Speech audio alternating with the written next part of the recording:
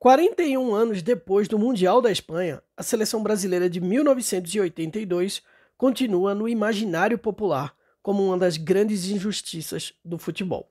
No Almanaque das Copas de hoje, você vai conhecer um pouco mais sobre uma das gerações mais talentosas do nosso futebol. Vamos lá?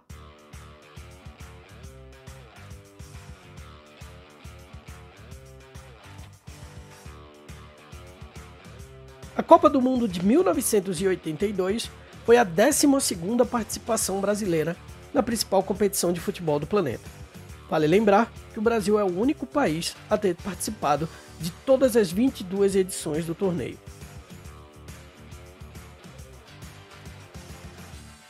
A expectativa era alta para o então tetracampeonato, mas esse fato só aconteceu 12 anos depois dessa Copa.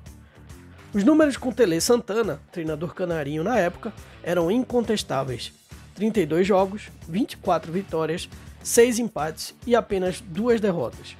Ao todo, a seleção havia feito 84 gols a favor e havia sofrido apenas 20. Foram, inclusive, 14 partidas onde a zaga brasileira não sofreu gol.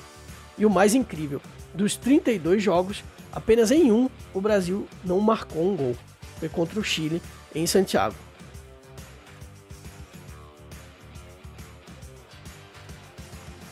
As eliminatórias foram um verdadeiro passeio. Naquela época, diferente de hoje, a Conmebol dividia as seleções em grupos e caiu no do Brasil as fracas seleções da Bolívia e Venezuela. O resultado disso foram 4 jogos, 4 vitórias, 11 gols feitos e apenas 2 sofridos.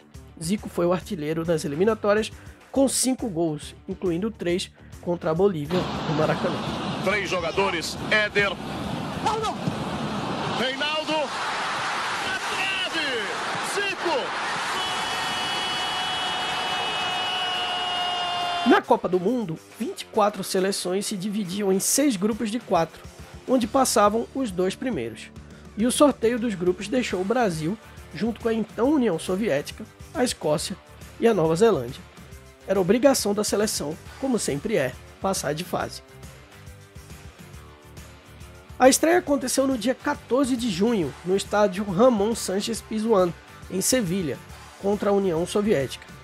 Em uma falha do goleiro Valdir Pérez, Andribal abriu o marcador para os soviéticos.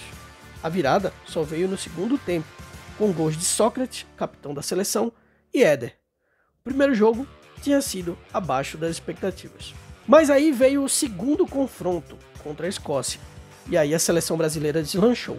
Com a goleada de 4-1, o Brasil deu um verdadeiro espetáculo, mas primeiro veio um susto, com o placar sendo inaugurado pelos escoceses. Os gols brasileiros foram anotados por Zico, Oscar, Éder e Falcão. Já na terceira partida, a Nova Zelândia sofreu pegando um Brasil embalado. Zico anotaria 2 gols nesse jogo e, além dele, Éder e Falcão também marcariam. O resultado terminaria 4-0 para os brasileiros.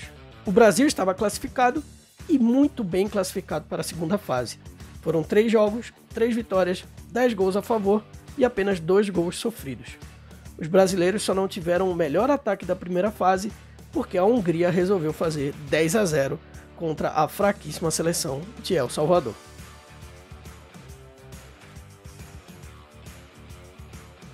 A seleção brasileira cairia no grupo 3 da segunda fase, junto com a Itália e a Argentina.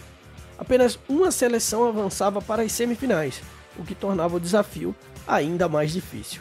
Mas parecia que o Brasil não ia tomar conhecimento dos adversários. Contra a eterna rival Argentina, o Brasil venceu por 3-1. Os hermanos não tiveram chance. Zico abriu o marcador aos 12 minutos, seguidos de Serginho e Júnior, ambos no segundo tempo.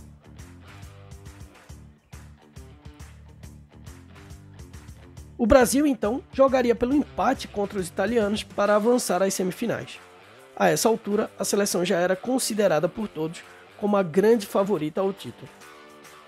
Mas aí veio a famosa tragédia de Sarriá.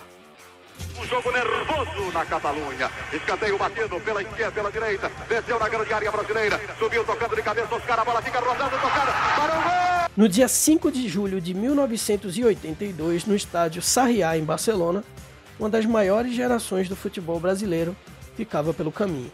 eliminada por uma questionada seleção italiana que havia avançado para a segunda fase após 3 empates contra Polônia, Peru e Camarões.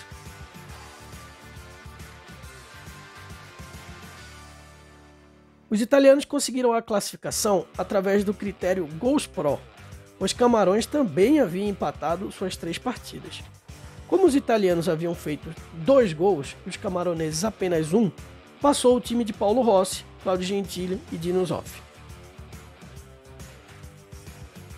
Já na segunda fase, os italianos mudaram totalmente. A primeira vitória na competição veio contra a Argentina, por 2-1, com gols de Tardelli e Cabrini, e a partir daí a Itália só fez ganhar. Foram 4 jogos e 4 vitórias, incluindo a grande final contra a Alemanha Ocidental.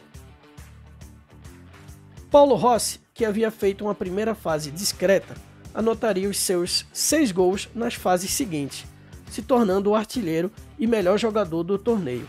Contra o Brasil, foram 3 gols em uma partida repleta de emoção. Vamos falar um pouco dela?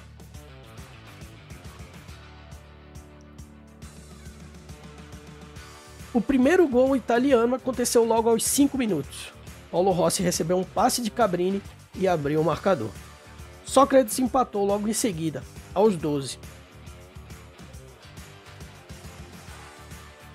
Parecia que as coisas iam se acalmar, mas lá estava Paulo Rossi novamente, que se aproveitou de uma falha do Brasil para deixar os italianos à frente do placar de novo.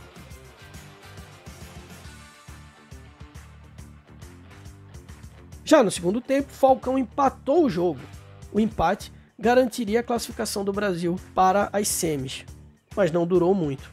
Poucos minutos depois, Paulo Rossi dava números finais ao jogo, chocando o mundo ao marcar 3 gols contra a forte seleção brasileira, favorita ao título de 82.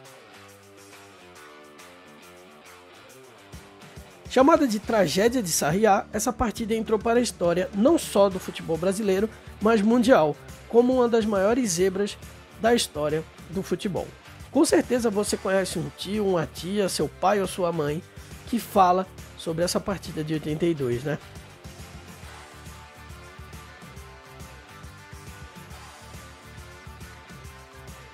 Esse foi o Almanac das Copas, com muito conteúdo sobre a Copa do Mundo no formato podcast e também aqui no YouTube. Se você gostou, não esquece de se inscrever no canal e curtir esse vídeo. Ah, e manda também para o seu amigo ou sua amiga. Até a próxima.